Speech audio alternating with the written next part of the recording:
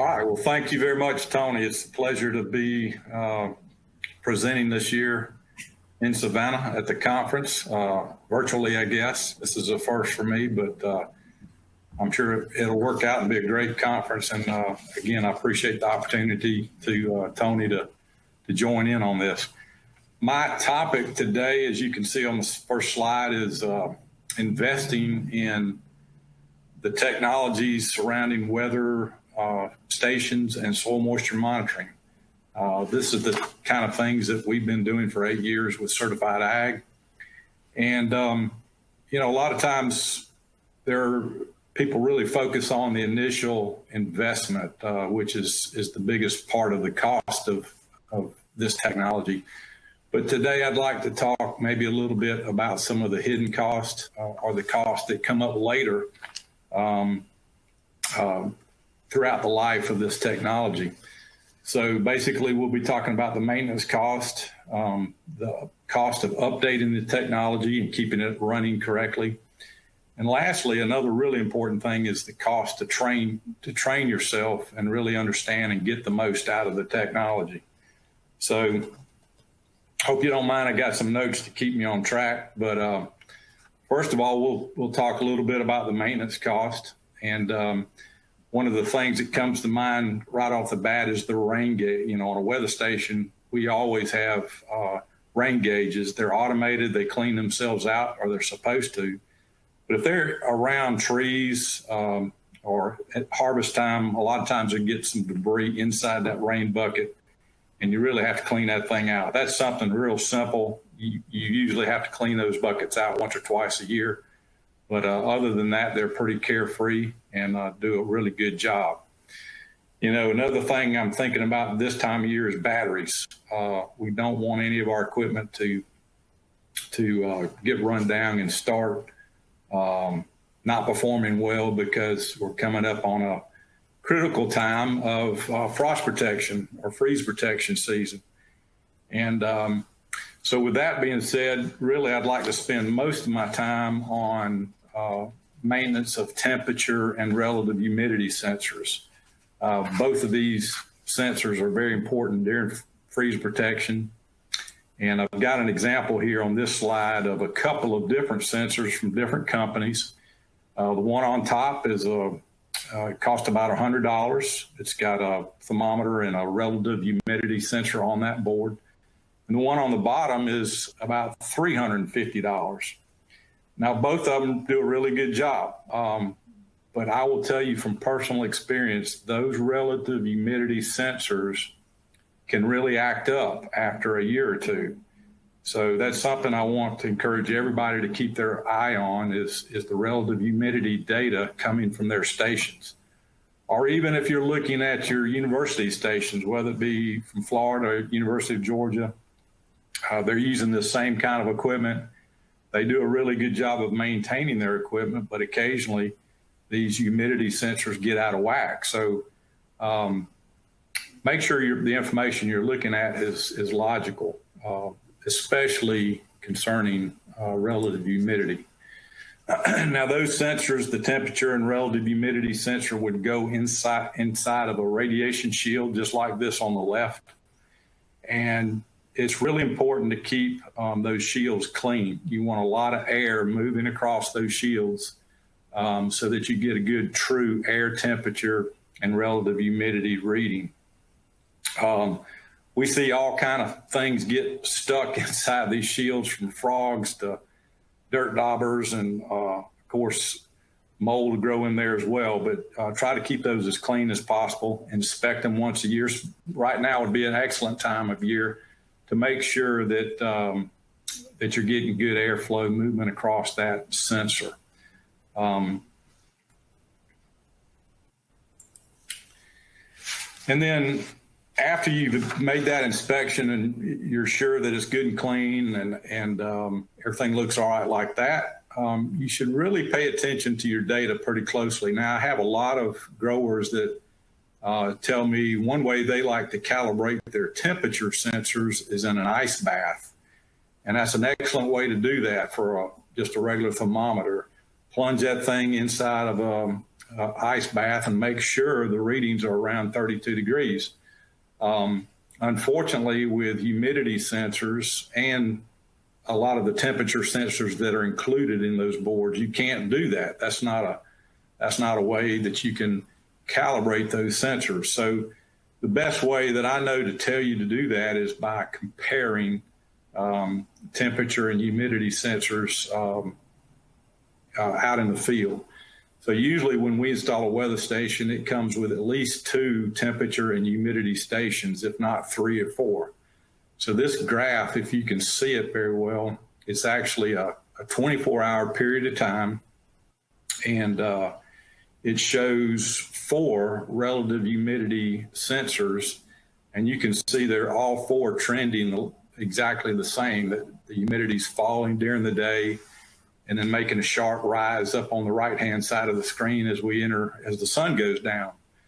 So I created this slide a couple days ago, and I found a station that the purple one in the bottom is about 20 points below the other 3. So I know, and the grower knows, that humidity sensor is not working properly. It probably needs to be replaced. Unfortunately, many times these humidity sensors can't be recalibrated. You simply have to replace them, and that's a $50 to $100 part, depending on what kind of station you have. So again, temperature, we all know that temperature is very important as we're in frost protection season, but these humidity readings that we get, that's another part of the equation as we try to understand our wet bulb readings. So you've got to have really good relative humidity readings coming to you from your weather station. I think that's a very important thing to think about this time of year. So what about updates? Well, a lot of these technologies, have radio mesh networks, they have cellular networks, so they've got firmware embedded in the hardware. So you want to make sure all your firmware is up to date. That'll give you all the latest features coming from your equipment. Another very important thing that's going on right now is that some of our cellular carriers are changing their networks out. Most of our agricultural sensors that we have out on the farm, a lot of them are on a Verizon network or AT&T network. Right now, Verizon is phasing out their 3G network, and that's going to be happening in December, end of December 2020. So again, I don't want you to have some obsolete equipment out there and all of a sudden you got a cold night in February and your weather station quits reporting because of a modem that's not on the correct network. You really need to get with your dealer, find out if these modems need updating. Go from the 3G network up to the 4G network. If your equipment's over a couple of years old, there's a really good chance that this stuff needs to be updated. And we don't know exactly when those modems will quit working. It may be in January, it may be July. We really can't get that specific of information from Verizon. But we do know that they'll be phasing that network out over a period of time starting in December of 2020. So check on your modems and get those up to date.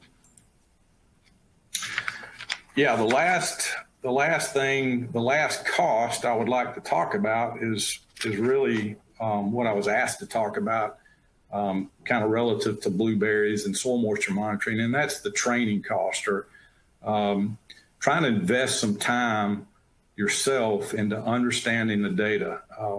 Some of my best customers really ask a lot of questions. They call me up quite often, and we review their data that's coming across their phone or computer.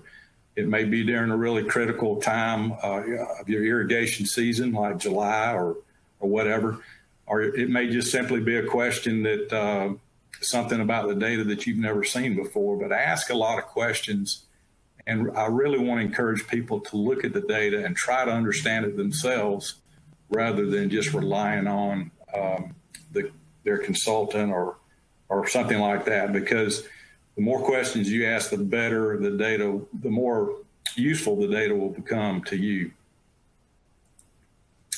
Yeah, and specifically, we'll talk about soil moisture monitoring when it comes to this part of looking at hidden cost and investing some time in understanding the data. Really, the first question I get surrounding soil moisture monitoring is at installation time. And everybody wants to know what depth should I put my sensors at? Obviously, with blueberries, we've got a very shallow rooted crop. So I think we all know that some shallow sensors are going to be very important. And by that, I mean 4 inches, 6 inches, something like that. But really, there's no perfect answer. One thing I will tell you to do quite often is to just be consistent. Most of the time when people invest in soil moisture monitoring, they are putting out sensors in at least a couple of zones, if not 3 or 4 zones. And so you should do every zone the same way. If you decide 6 inches is the right depth that you want to monitor, do it that way across every installation that you do. You know, I also, after they ask me what depth to install the sensors at, I really come back to them with another question, and I ask them what side do they want to put the sensors on.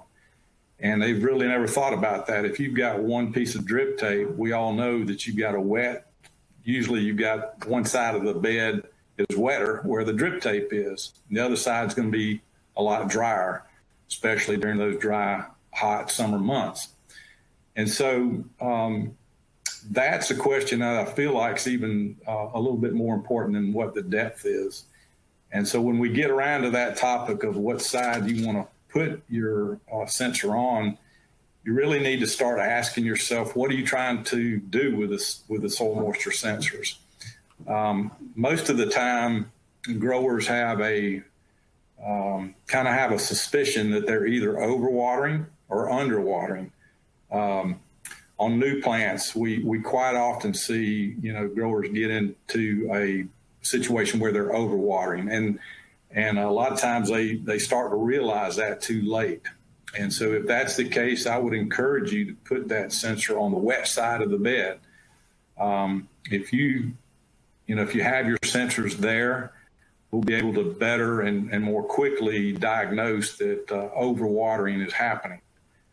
On the other hand, if you've got some large bushes, really productive bushes, and you've done a lot of aggressive pruning, you got a lot of vegetative growth coming back in the hot summer months, you may have a suspicion that you're underwatering at times.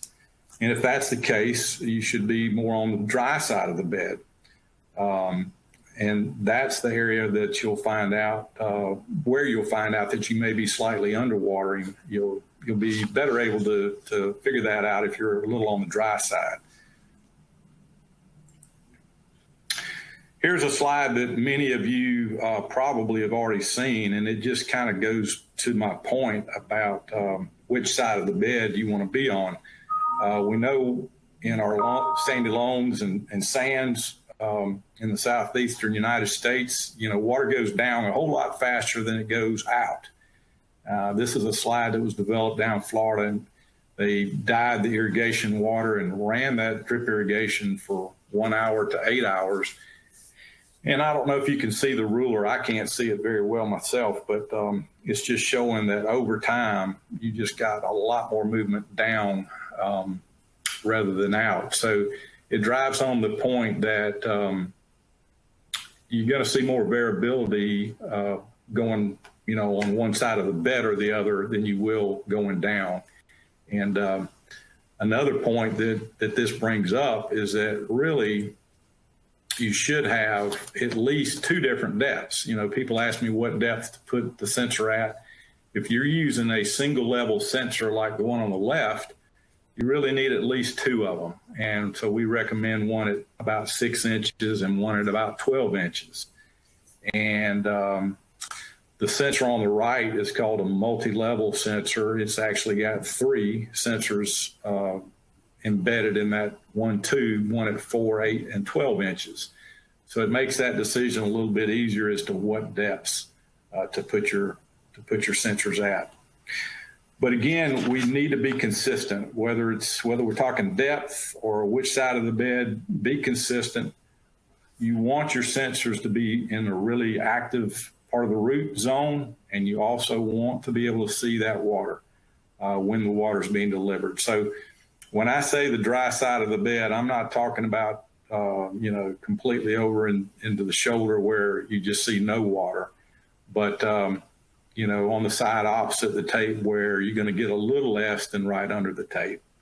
But be consistent with whatever you decide on where to put these sensors. Next, I'd like to talk about the data, and this may be the most important thing that I talk about as far as investing some time in the technology. Again, our best customers really ask us a lot of questions about what they're seeing, especially the first year or two, as you gain confidence in the sensors and the data they're presenting to you. If you ask questions to your county agents, your specialists, they'll really help you understand what they're seeing and what the sensors may be telling you. This is a slide, an example. It's a 30-day period of time. And the first thing I'd like to point out is some really basic things that many of you may already know. You've got a blue zone, a green zone, and a red zone. Different companies will present this different ways, but a lot of times you'll see something like this. And obviously the blue zone is excessive water. The black line that separates the green zone and blue zone represents our full point. And that's the area where the soil can't hold any more water. If you go above that black line into the blue area, it's just an area where the soil is going to have a hard time holding onto that water. Once the rain stops or once the irrigation stops, if you're up in that blue area, all the excess water is going to quickly drain out, usually, between 12 and 24 hours after that irrigation stops. During the middle of, on the middle of this slide, you see a period of time there. I've got the number 9. That's 9 days, 9 consecutive days that this grower ran his irrigation system. And you can see that daily pattern of the moisture going up and then draining back out as he turns the irrigation off. This slide just really clearly shows that this irrigation system, whether it be on a time clock or it's probably on a time clock the way it looks to me, and the run time is just obviously a little bit too long. As my arrow points out, every day he's adding a little bit more moisture. The overall trend is upward over that 9-day period of time. And the same thing is happening the next 2 times when he turns on irrigation with the 6 days and 5 days. I think I actually recounted that, and that's actually 5 days and 4 days. But you can see clearly each of those times that it almost looks like he added a little extra run time on that last 4-day period of time, because that arrow is going up even faster. So here's an example of some data that might show a grower that he could reduce his run times or reduce the amount of irrigation that he's putting out. Many growers want to irrigate a little bit every day. And if that's your case, then if you see data that looks like this, you're just going to have to back off and run the irrigation system less each day and see if you can't get those trends to flatten out or maybe even go down a little bit. There's nothing wrong with putting out just a little less water than what the plants are needing. That way you'll have room for some rainfall, if we get some rainfall events next year. And certainly with drip irrigation, it's real easy to catch back up if those rains don't come. But again, this slide's a good, clear example of maybe a little bit of overwatering going on. Whereas this slide, on the other hand, is after those two rains on the left, this is on into September. And, many times during September and October, we start slowing down on our irrigation. We try to harden those plants off a little bit. Here's a case, though, where they quit irrigating. And if you see after that drain out, after that last rain, there was about a 6-day period of time. And we know it's 6 days because there's 6 steps downward, and that's that plant taking up a little bit of moisture each day and reducing the amount of moisture that the sensor actually is seeing. And at nighttime, the change in moisture slows down or stops, and but then again the next day it goes down again. So that happens 6 times pretty rapidly. It's rapidly going down through that green zone without any irrigation happening. And then the next 8 days, we get really, the steps slow down a lot more. And, there could be a lot of reasons for this. But unfortunately, in this case, it may be because moisture is getting somewhat limited. That red zone is the area where, the moisture content is getting less and less, and the plant may have a harder time uptaking the amount of moisture it wants every day. So your steps are slower. And it's a good indication here that we should have put on a few more irrigations to keep it in that green zone, that green band, during this 30-day period of time.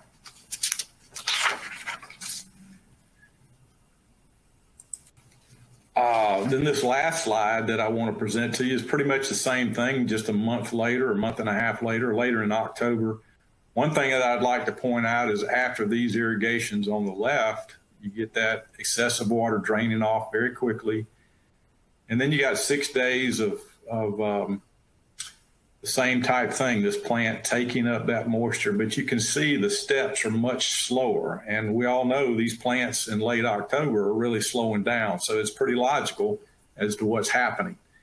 And so he actually goes 6 days and then 4 more days before he starts getting a little rain. I think these are probably 3 rains on the right-hand side of this slide. And he's easily keeping that moisture in that green zone, even as we finish up this irrigation season.